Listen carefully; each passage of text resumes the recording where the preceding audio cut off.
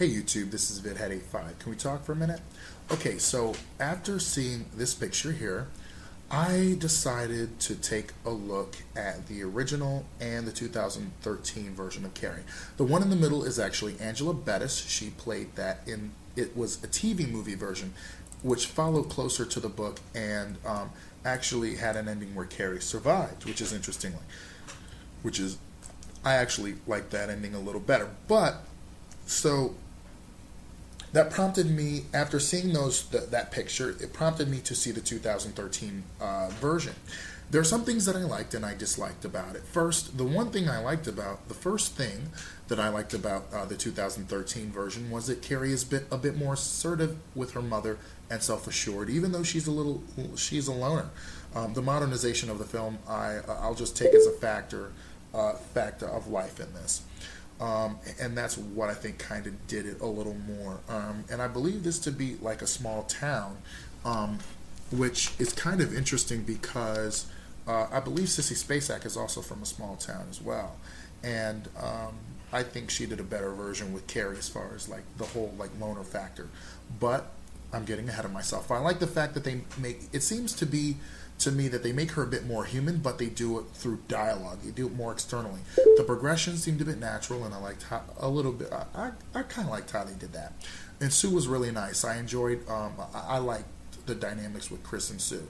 I also liked that Carrie could fly, and that she managed to show some emotions regarding Tommy's death. I really don't see that much in the original, because maybe she was just pissed off enough, so she had enough, and kind of knew that Tommy was there, but really didn't care. I don't think so. Things I disliked. Carrie looked more like a conductor when she was slaughtering all of her classmates. I mean, somebody said she was a telekinesis whiz in this one, but telekinetics is about your brain, not your hands, and conducting it. It's like a puppet master where you can see the strings. It ruined the allure for me.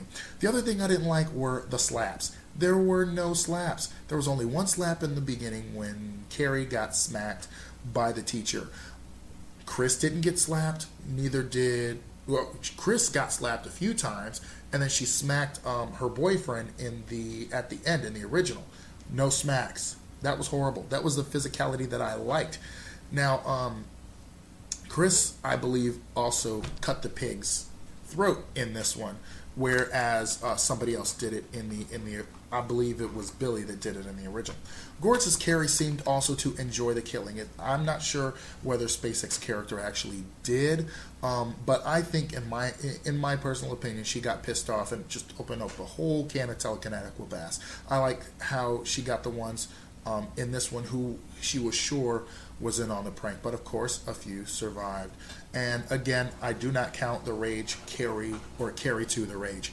One thing that was a drawback was I didn't care as much about Gortz's Carrie as I did about Spacek's. For me, Gortz's was like, okay, I'm gorgeous, I'm just gonna frump up a little bit and then hope to be relatable. It was almost like she was doing penance for being so pretty. Now she knows how the ugly side lives. Call it harsh, whatever. Some of the special effects I also feel was a bit unnecessary, like seeing Chris's face being smashed through the glass when she crashes into the gas station. But one from the original that I kind of like that is absent from this film is Norma's red hat. I kind of missed that, and after looking through some of the other writings and preparing this video, I realized I missed it. Now, Julianne Moore, she does the role well, but she doesn't creep me out as much as Piper Laurie did, especially when she explains how she got into intercourse and how she became sex negative. Miss Collins was another dislike. Her influence in the 2013 film was most largely removed. I hated that because Collins was such a vital part in the 1976 version. I believe they moved her a little out of the way to make room for more Julianne Moore. Let me also the one in the middle is from a 2002 movie where Carrie survived and Sue helped her move to a place where they didn't know her. Also, Ruth's sister from 6 Feet Under played Margaret White, which was quite interesting, and I hear that this one was more close to the book. One of the things I loved about Spacek's Carrie is the music. It gave us a little clue in, but it did fit the film. again, Goretz didn't do too much for me as far as the strength of this role. After seeing Angela Bettis's play on Carrie, I'm more inclined to believe that the original followed closer to the book than the Goretz. But then again, this is partially important as I see the 2002 Carrie version as an extension of the first film as opposed to another work, since I hear that it followed the book. The prom scene, no matter no matter what other prom scenes the Carrie renditions will be, none of them will ever come close to the original. I'll show you here.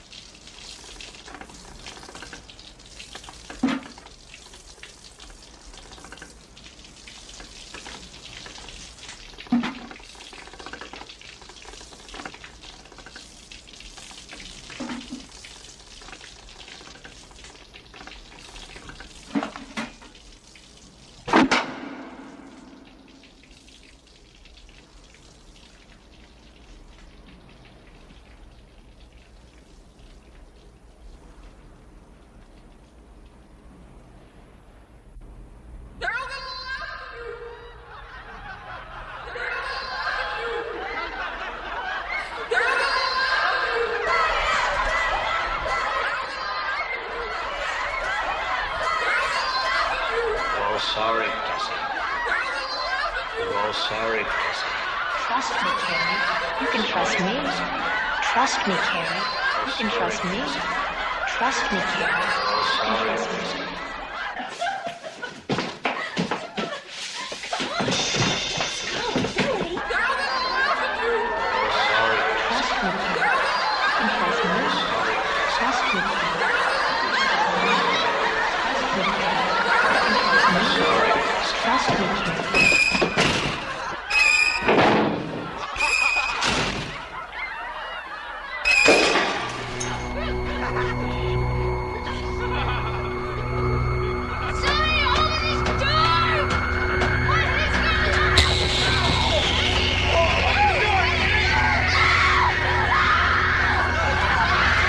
Personally, the kaleidoscopic view where she's seeing all the layers and the voices of broken promises, this leads us to believe that this is what makes her like snap. It just comes to her all at one time and then it's done.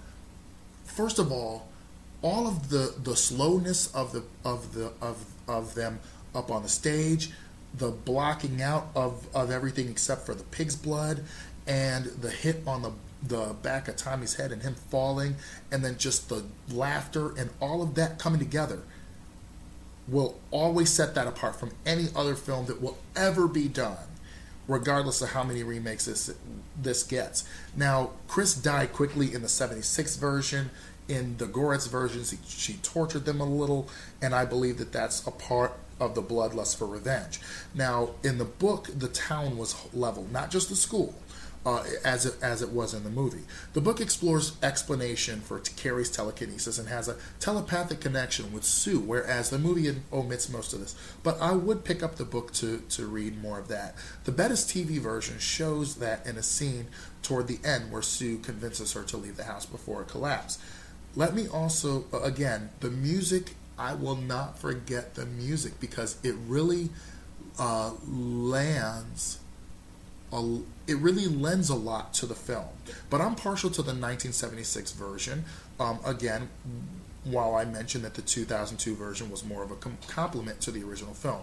The 2013 film was pretty good, as I think it did as well as it could with all the modernizations and all, but I really think that it fell flat compared to the original. However, I do like that they did something more original with it, but for the most part, it was kind of like the Romeo and Juliet with Leonardo DiCaprio, except they updated everything but the language. At least in this one, they did. If I were to rate this out of 4, I would say 2. Fair because of what it attempts to do.